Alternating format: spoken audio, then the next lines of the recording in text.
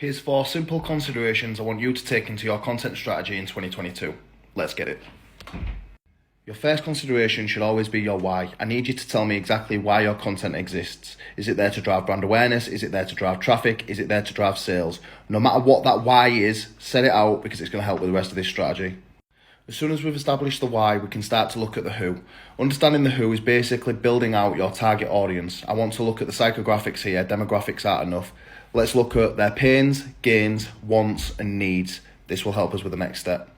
So now we know who we're going to talk to, it's time to start considering what and where we're going to put our content. Basically, you need to start considering platforms and you need to start looking at what types of content your target audience consume. There's no point delivering content that your audience aren't going to engage with. So if you know that your audience turn off to photos but are turned on to videos, create videos. But hold on just a second because there's always an exception to the rule. One thing I also want you to consider is emerging content types and emerging content platforms.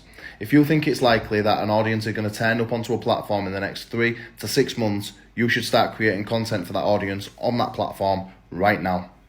The reason I suggest this is that if you can create content for an emerging platform now, when your audience inevitably jumps onto that platform, you will have amazing share of voice because you'll be the only ones in your niche creating content on that platform for your audience. Your competitors will likely follow suit, but you'll always be the first one into the conversation and your audience will appreciate that. The fourth and final consideration for you to take into your content strategy in 2022 is to think about when you should produce your content. Now, what I would do is treat your content as big campaigns and break those big campaigns down into lots of little minor pieces of content. And it's time to start thinking like a comedian. You need to hold a joke to the point where the audience starts to get sick of it, then you deliver the punchline. So what you should do is deliver mini pieces of content and keep delivering them on all of your channels, and then just as the audience is about to get bored, bang, you deliver the big piece of content.